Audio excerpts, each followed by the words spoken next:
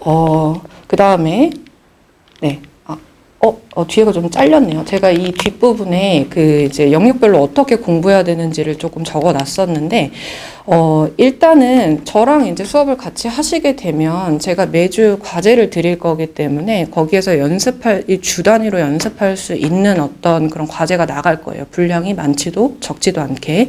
그렇게 나갈 거고, 그리고 이제 제가 그 예비고1 학부모님들께 이제 이런 학습적인 거 외에 조금 강조드리고 싶은 게 있는데, 사실은 너무 당연한 말인데, 학습 태도와 아이의 동기에 대해서 꼭 점검을 좀 해주셨으면 좋겠어요. 네. 왜냐면, 같은 그 고등학교 1학년 학생이고, 같은 과정을 배우고 있어도 또는 같은 점수대라 하더라도 진짜 아이의 어떤 학습 태도에 따라서 아웃풋이 완전히 달라지거든요. 이게 무슨 말씀이냐면 물론 제가 담당하는 학생들 중에 뭐 1학기, 2학기 요번 시험까지 해서 쭉 100점을 맞는 학생도 있고 그 다음에 그렇지 않은 학생도 있거든요. 예를 들어서 지역은 다른데요. 여기 지금 다니고 있는 학생 중에 숭실고 2학년 학생인데 2학년 때 저를 처음 만나서 이제 수업을 하게 됐는데 그 친구가 1학년 내내 50점에서 60점이었고 그래서 등급은 한 4등급 정도? 4등급이었어요. 근데 뭐 이 친구가 약간 독서에 감은 좀 있어가지고 모의고사는 한 3후 정도 맞았었거든요. 근데 이제 이 친구가 제가 처음 만났을 때 점수가 왜 이렇게 나왔니? 이렇게 물어봤거든요. 네. 왜냐면은 이제 알고 있어야 되니까 어떻게 공부했니? 왜 이 점수가 나온 것 같니? 이렇게 했을 때 그 친구는 어떻게 공부할지를 모르는 친구였거든요. 그러니까 성실하기는 해요. 선생님이 해오라는 거 다 해오는 편이고 성실한데 어떻게 해야 될지를 몰라서 어영부영 넘어간 거예요. 왜냐면 고등 국어는 굉장히 제가 아까 말씀드렸잖아요. 그 시기마다 해야 될 작업들이 딱 있고 그리고 그 범위가 엄청 많거든요. 그래서 아이들이 잘 몰라요. 특히 남학생들은 몰라요. 근데 그런 부분들에 대한 어떤 깊은 이해 없이 준비 없이 그냥 중학교 때 하던 대로 한 시험 3주, 2주 전부터 이제 그냥 외우는 작업 정도만 했던 거예요. 다시 한번 돌아보는 작업 정도만. 그렇게 공부하니까 이제 점수가 좀 잘 안 나왔었고 그래서 이제 저랑 만나면서 이제 체계적으로 이제 좀 제가 어떻게 해야 되는지 시기마다 저는 내신을 한 7, 8주 정도 대비를 하거든요. 그래서 어떻게 해야 되는지 이제 그 과정들을 쭉 했었고, 결국 그 학생이 저 만나고 그 첫 학기 시험에서, 독서를 반에서 1등을 하고, 문학을 2등급 맞았어요. 그러니까 4등급에서 1등급으로 올라간 거예요. 근데 이제 이거 그 학생이 따라오는 학생이었어요. 근데 똑같이 50점, 60점대인 학생이더라도, 안 따라오는 학생들이 있거든요. 못 따라온다기보다 안 따라와요. 고등 때는 안 따라오는 거거든요.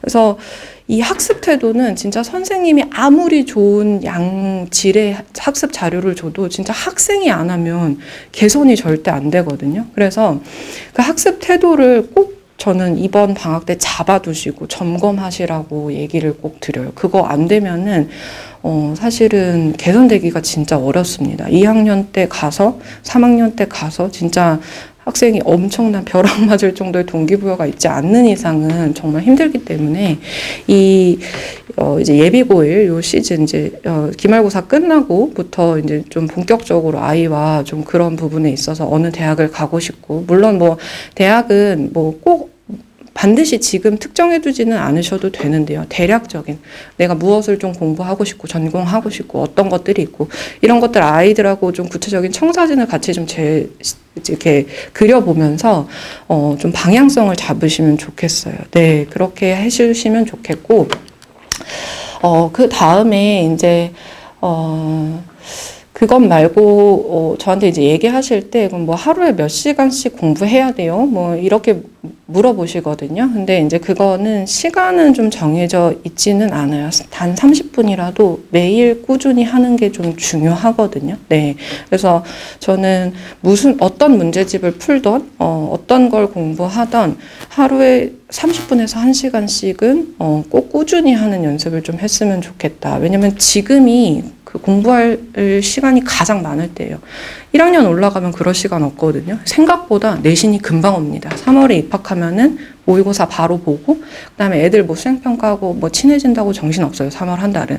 그러면 이제 4월부터 내신 스타트고, 5월 초에서 5월 중순까지 쫙 시험 보거든요. 그렇기 때문에, 네, 그 지금 이 충분한 공부할 수 있는 시간을 좀 적극적으로 활용을 해주셨으면 좋겠습니다. 네, 혹시 질문 있으실까요? 뭐 학교별 어떤 뭐 그런 거에 대해서는 일단 학교별 특징 좀 말씀드리자면은 대선고 첫 번째 대선고 같은 경우에는 일단 시험 범위가 굉장합니다. 교과서 있고요. 부교재 항상 있습니다. 부교재 항상 있고, 그 다음에 모의고사가 들어가는데, 이 모의고사가 적게는 2개년에서 많게는 3개년치예요. 근데 이게 좀 감이 잘 안 오실 텐데, 모의고사 한 회가 45문항이고, 그 중에서 독서가 한 15문항에서 18문항, 작품은 한 5, 6개 정도, 문학도 동일하거든요. 그러면 이게 들어간다고 했을 때 아이들이 한 학기 한 시험에 공부해야 되는 작품의 개수가 적게는 25개에서 많게는 30개예요. 근데 뭐 그냥 문학은 해야 되는 거 아니에요? 뭐 하면 되는 거 아니에요? 이렇게 생각하는데 양이 엄청 방대한 거거든요. 그래서 대선고는 일단 이 양이 굉장히 많다라는 거. 그 다음에 대선고 아이들은 기본적으로 남학생들인데도 공부 굉장히 열심히 합니다. 굉장히 열심히 하고, 특히 상위권 친구들은 점수가 진짜 1, 2점 차이로 갈려요. 네. 그래서 그런 특성들이 좀 있고, 그 다음에 숭실고는 사실 숭실고는 난이도가 그렇게 어려운 학교는 아니거든요. 예, 문항 개수도 좀 적은 편이고, 한 25문항? 이렇게 나오는 편인데,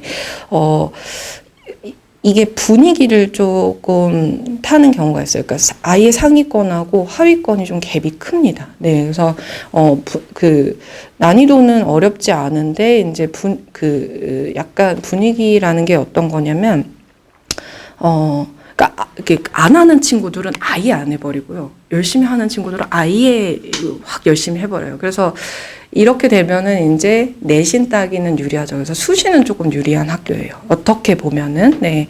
그 다음에 이제 충암고 같은 경우에는 충암고는 이제 학생들이 정말 싫어하는 서답형이 나오는 학교거든요. 예, 서술형 들어가면은 일단 뭐 여학생이 됐건 남학생이 됐건 굉장히 까다로워하고, 요게 이 서답형, 서술형이 결국 이제 변별력을 가리는 문항이 된다. 네, 그래서 문제 유형이 조금 독특하다. 이렇게 보실 수 있겠습니다. 뭐 요즘에는 서답형을 점점 없애는 추세이긴 한데, 여기 이제 요 지역의 동명여고, 충암고, 요게 이제 조금 서답형을 여전히 유지하고 있고, 꽤 비중이 큽니다. 한 30점, 40점 정도 되거든요. 네.